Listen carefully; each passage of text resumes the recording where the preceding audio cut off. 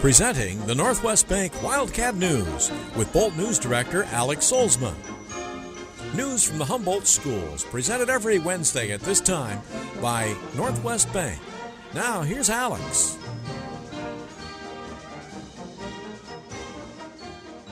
Welcome to Wildcat News on KHBT, brought to you by Northwest Bank. My guest this morning is Don Hasenkamp. He's the principal at Twin Rivers. And Don, thanks for joining me this morning. How's the school year been for you so far as you start this 2014-2015 school year? Oh, it's been a great start to the school year, Alex, and our PK5 student numbers really look good. They're constant, they're strong, and that's really good news for us. And our 3- and 4-year-old program here also looks good. The numbers are solid as well. We have a certified paraeducator in that preschool room, and that's a real plus for our preschool students and our preschool parents. You're currently in a sharing agreement with Humboldt, as Humboldt is your sharing partner. What are some of the benefits that you've experienced with that?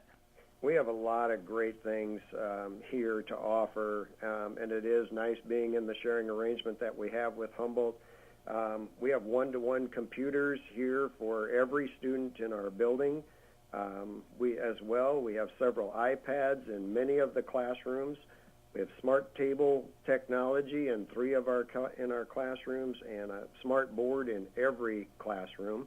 And Alex, even our preschool has a full classroom set of iPads. So we're very, very equipped with the technology needs that our students are needing to be attuned with what's needed for the 21st century skills. How's the staff responded to that?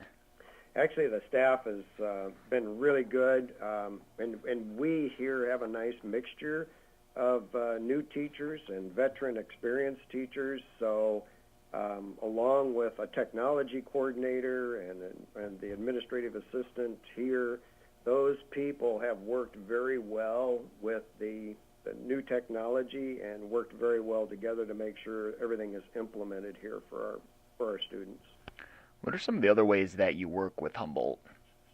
Well, in our partnership, we have we try to adopt the same curriculum cycle so that we have exactly the same thing and are working on the same things that they are. We do some professional development work together. We have our preschool PD together. We have some crisis intervention training, like with the ALICE training. We did that together. We share some central office duties and a counselor, the library media specialist, the ELL coordinator, and of course our superintendent that goes back and forth between 2 districts. So I would say the Humboldt and Twin Rivers board as well work very well together. They have a couple meetings every year that they work productively in joint meetings, and that way they can keep each of their districts informed as well. Don Hasenkamp is with me this morning on Wildcat News. He's the principal at Twin Rivers. And Don, I understand that you've received a special grant that's new this year for your school. Can you tell me a little bit about that? Yeah, actually, that's the first year for us to be involved in the Teacher Leadership Grant. And actually, we received that by partnering with Humboldt, our sharing school. And Humboldt's really kind of led the charge in that area. But Twin Rivers is benefiting by having a teacher leadership AIW coach, a technology integrationist, a mentor for our first and second year teachers, and an instructional coach. So we've been very fortunate to have those additional people who can work with our Twin Rivers teachers and even in a one-to-one professional manner. Don, what's it like when those PK through 5 kids are educated? They leave after the 5th grade, and then they head to Humboldt for grades 6 through 12. What's that transition been like for your kids? Well, our compliments really have to go to the Humboldt administration, the teachers, and the students in Humboldt, because they have been extremely welcoming and accepting to our 6-12 students when they leave 5th grade here, and that has really allowed our students to flourish. Students have been involved in multiple sports and multiple activities down in Humboldt, which is also great to see, and they are achieving very well academically. So I would say the whole grade sharing arrangement for Twin Rivers and Humboldt has just gone very, very smoothly. Yeah, and you've described it before as almost like a feeder program for the Humboldt schools. Exactly, and we're just like another school that's sending kids on to Humboldt, and we really benefit greatly from just having that foundation started here and then having them go right on into Humboldt. So we see that as a great transition. And, you know, when our kids go to Humboldt, they are benefited from what we call a Twin Rivers Foundation. That criteria that allows every student that spends 2 years at Twin Rivers Elementary and then proceeds and goes on to Humboldt and graduates from there. Each of those students, Alex, gets a really nice scholarship for their education beyond high school. And it's really not for just the top students. It is distributed amongst all the students that go on to post-secondary education. And to give you an example of that, we had our last year's students graduating that received a scholarship fund of about $3,400 each.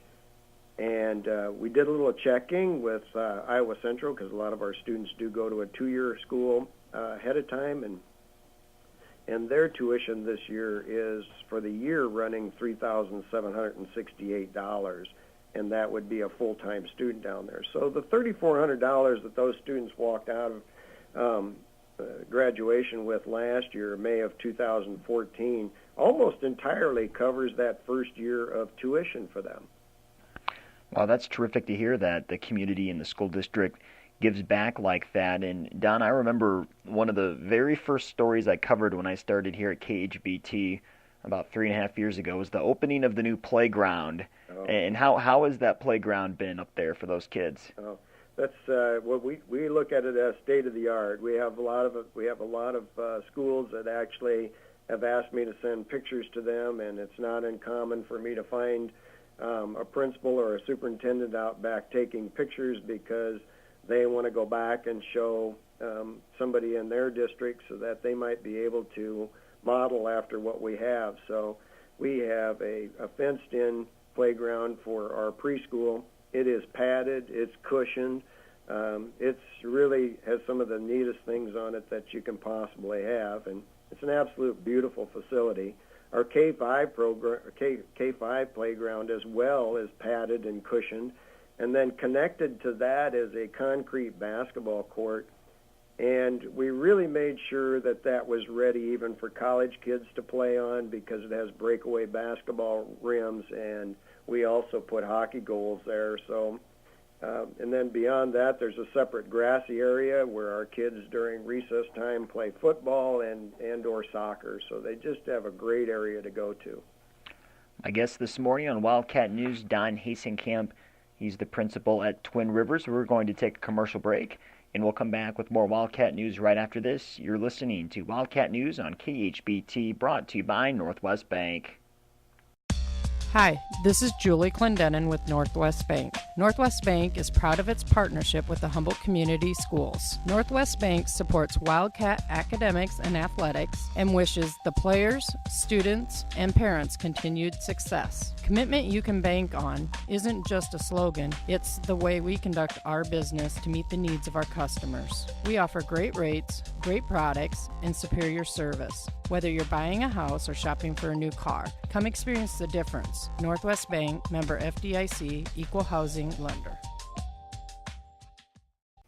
Welcome back to Wildcat News on KHBT, brought to you by Northwest Bank.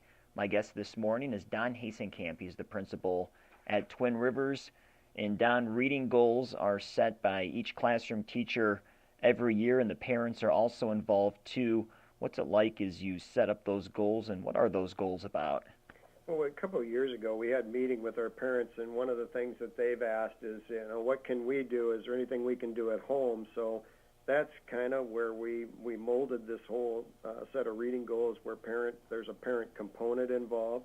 And so every time that we have a student that reads with mom and dad or to mom and dad, and then they return back to school the next day with that signed form, that says mom and dad agree they did do their reading at home, those count towards their meeting their reading goals here. And we also, during the school day, we have something called Dear Time, which stands for Drop Everything and Read, and we do that for about 15 minutes right after our first recess in the morning at 10 o'clock. So we really do try to put a lot of emphasis on it, and we know that reading bridges that gap between all subject areas, so it is vastly important, and that's why we included a parent component. What are those incentives for the kids that make their goals? Well, we usually try to meet those goals by trimester, and we're in the process of identifying that right now as to whether all of our students met those. But like last year, we took our kids after first semester to Sundance Lanes, and we all enjoyed celebrating reaching our goals because we all know it's important to do that as well, and that's the positive side of making sure that your kids realize how important it is. I know one of the things that you want to do is emphasize a healthy and active lifestyle for your kids. What are some ways that you've done that? Each year, and this year would have been our annual participation in the 1K walk that we did on October 8th, and that is part of that Healthy Kids Act. And we try to, again, invite our parents and community to join us in that walk, and then our cook also makes a healthy snack for after that walk. So we've always had a great turnout for this event, and a number of our parents come up and join us, and we just have really enjoyed that. We've had some great weather for that. We've been very fortunate the 4 years that we've participated that we've been able to do it outside every year, but nothing can really stop us from doing that, because if we can't do it outside, we can always do it in the gym inside. That's right. Your students also are currently taking the Iowa assessments, and you'll get those results sometime soon, too. Yeah, we're probably thinking sometime probably after Christmas that we'll get those results. Last year, our reading and math and science assessments were good enough to actually rank Twin Rivers as the #1 most improved school in the state, and that was according to a website called schooldigger.com.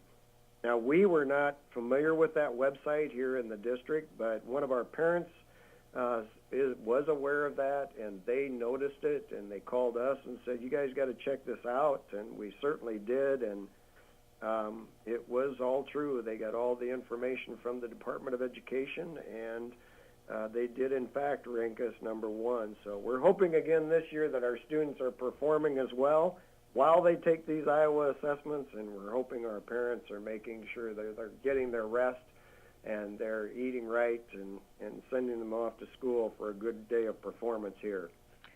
My guest this morning on Wildcat News is Don Hasenkamp. He's the principal at Twin Rivers. And Don, we've already set back our clocks. The temperatures have been dropping. That means the holiday concert should be around the corner here pretty soon. When is that, and what are the details for that this year? Well, believe it or not, the temperature is changing, and we do need to start looking forward to that, because that holiday concert, it always comes up and sneaks up on us sooner than you think. So that's on December 16th for us this year, and that's at 6:30. And it is a PK through 5 holiday concert, so we like to have our preschool kids involved in that. At least our 4-year-olds are involved in that, and then right after they're done at the start of that show, we always try to have our parents pick them up. But our kids do a great job. That program is under the direction of Mrs. Foth, and Mrs. Foth has done just an absolute super job every year. And how do the kids respond when they're on stage and they've taken that time to learn those songs? What's the experience like for those kids? Oh, it's unbelievable, actually, especially for the first time when you see some of those preschool kids on the microphone. Some of them really take to that, and after they've been on it a few years, singing in front of a crowd of people when that gym is full of parents and grandparents and aunts and uncles and cousins, they absolutely thrive on that. So they get really, really excited about that holiday concert. And to wrap things up today, Don, one of the things I remember you mentioned when we talked last year on Wildcat News was the community coffee Are those still going on? And what are if people want to get involved with those community coffees, what can they do? You know, I'm going to tell you not only about the community coffee, but I'm going to also mention a couple of other things that we're doing this year, because one of our goals is to get that communication out there about our district. So we're going to try to send 3 to 4 mailings each year to all of our box holders in Twin Rivers so that we can share the good news. And we also, within the month, Alex, started a new Facebook page. And as of this morning, I took a look at that, and we have 75 likes on that, so people are starting to type in Twin Rivers Elementary and check us out on Facebook. We also have that website, that school website they can go to. Of course, that's www.tr.k12.ia.us.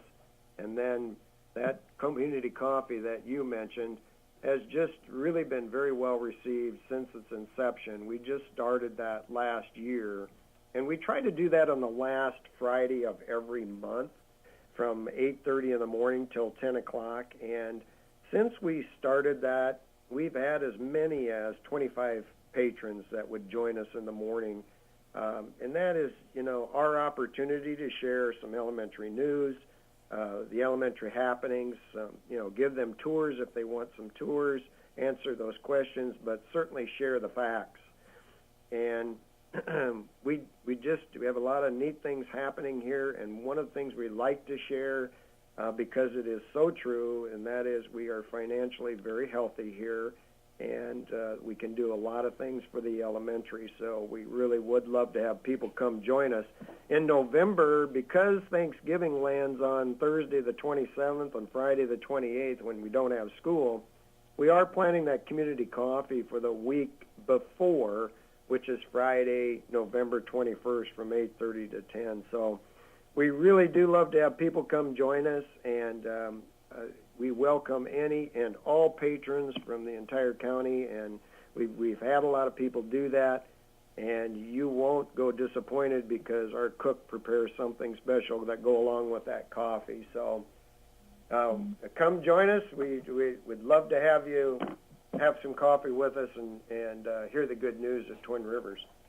And we appreciate you sharing the good news of Twin Rivers this morning with Wildcat News this morning. We appreciate it, Don. That was Don Hasenkamp, principal at Twin Rivers. Don, thanks for chatting with us this morning, and again for sharing all that good news. Alex, we appreciate everything you guys do at KHBT, and keep doing it because we're very happy to be part of that. That was Don Hasenkamp again, and that was Wildcat News on KHBT, brought to you by Northwest Bank. This has been the Northwest Bank Wildcat News Program, presented every Wednesday at this time by Northwest Bank.